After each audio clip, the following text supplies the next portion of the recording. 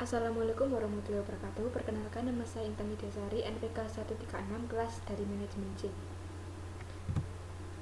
Saya akan mempresentasikan tentang manajemen rantai pasok. Yang pertama yaitu supply chain management. Supply chain management sering disebut dengan SCM. SCM menjadi bidang yang sangat penting dalam dunia bisnis karena terhubung langsung dengan daya saing perusahaan. Dalam 2 dekade terakhir ini, semakin banyak perusahaan yang sadar akan pentingnya SCM ini sehingga banyak yang mengimplementasikannya. SCM sendiri merupakan pengelolaan dan juga pengawasan rantai siklus mulai dari bahan material atau barang mentah, pembayaran informasi dari pemasok ke produsen, pedagang grosir, pengecek sampai dengan konsumen. Apa itu rantai pasokan? Rantai pasokan adalah jaringan fisik sehingga semua perusahaan akan berperan dalam memasok bahan baku, melakukan produksi barang sampai dengan mengirimkannya ke pengguna akhir atau konsumen. Untuk supply chain management sendiri menjadi alat metode atau pengelolaannya. Manajemen rantai pasok. Mengapa MRP itu penting? Karena yang pertama yaitu MRP berkaitan dengan siklus lengkap bahan baku dari supplier. Yang kedua, perusahaan meningkatkan kemampuan bersaing melalui penyesuaian produk, kualitas, reduksi biaya, dan kecepatan mencapai pasar. Yang ketiga yaitu banyak peluang tersedia dalam MRP guna meningkatkan nilai produk dengan biaya murah. Yang keempat yaitu dengan bantuan supplier, perusahaan manufaktur dapat mempertahankan generik produk selama mungkin.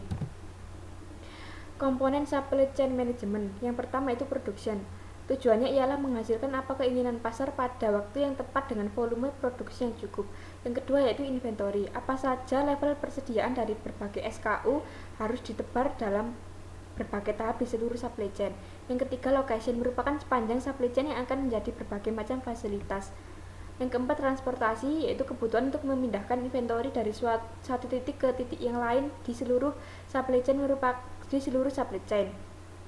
Yang kelima yaitu informasi.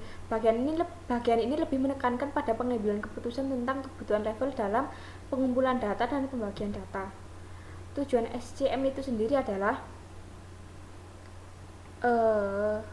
bisa menyelaraskan permintaan dengan pasukan yang ada.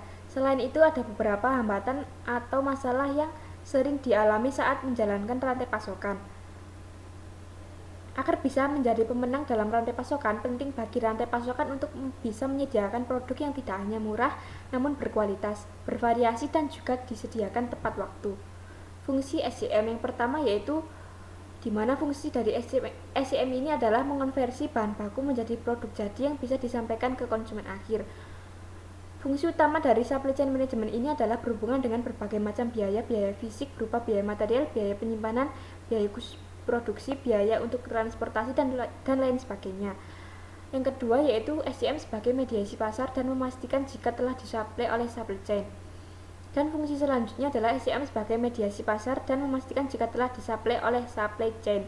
Fungsi terakhir adalah berhubungan dengan biaya survei pasar, perencanaan produk, dan berbagai macam biaya yang bisa muncul akibat tidak terpenuhi aspirasi konsumen oleh produk yang mana disediakan supply chain.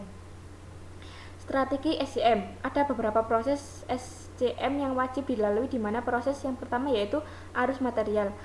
Arus ini melibatkan pergerakan produk mentah dari supplier ke konsumen dan dari konsumen yang dikembalikan atau retur produk, layanan, daur ulang, dan jual pembuangan. Strategi yang terakhir adalah meningkatkan respon pelanggan agar tetap kompetitif, kemudian fokus pada rantai pasokan agar meningkatkan layanan pelanggan. Untuk bisa meningkatkan layanan pelanggan, salah satunya adalah dengan meningkatkan frekuensi pengiriman produk yang lebih cepat, di mana pelanggan akan puas dengan ketepatan waktu tersebut. Elemen bisnis bagi menjadi dua yaitu struktural dan infrastruktur. Struktural sulit diubah. Yang pertama bangunan, peralatan, sistem komputer, aset modal lainnya.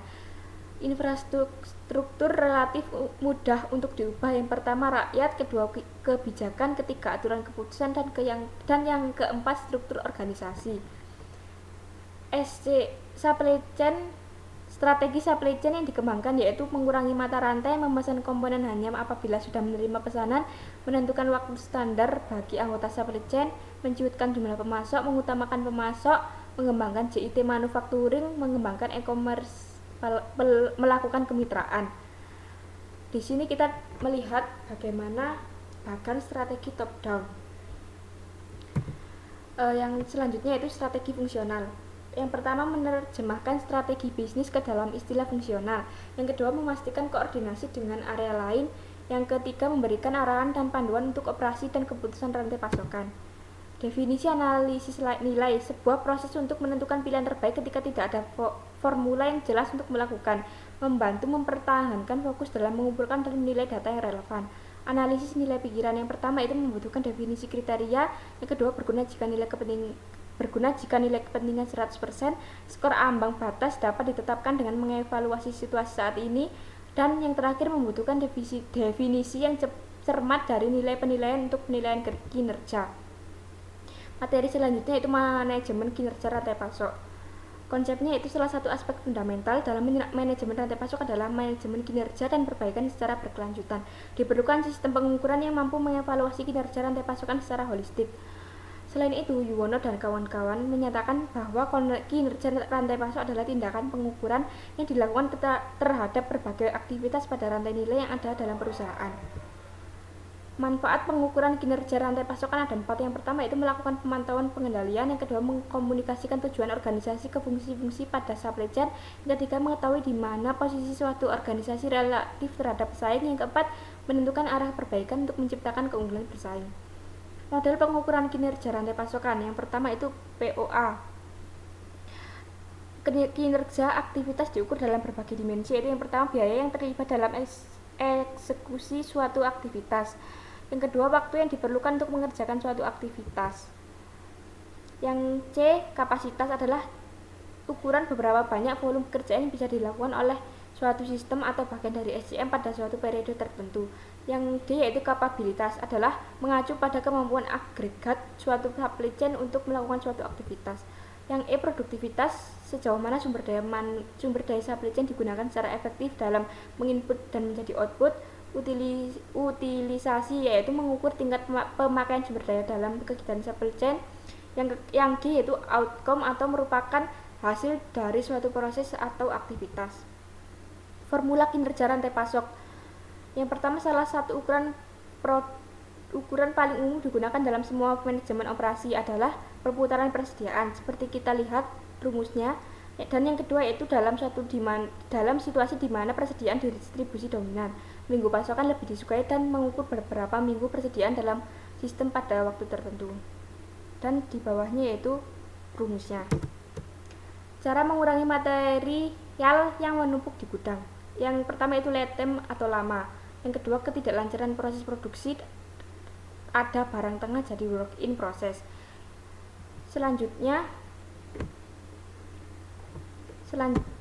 indikator kinerja aliran keuangan, yaitu perputaran piutang, penjualan secara kredit atau piutang rata-rata.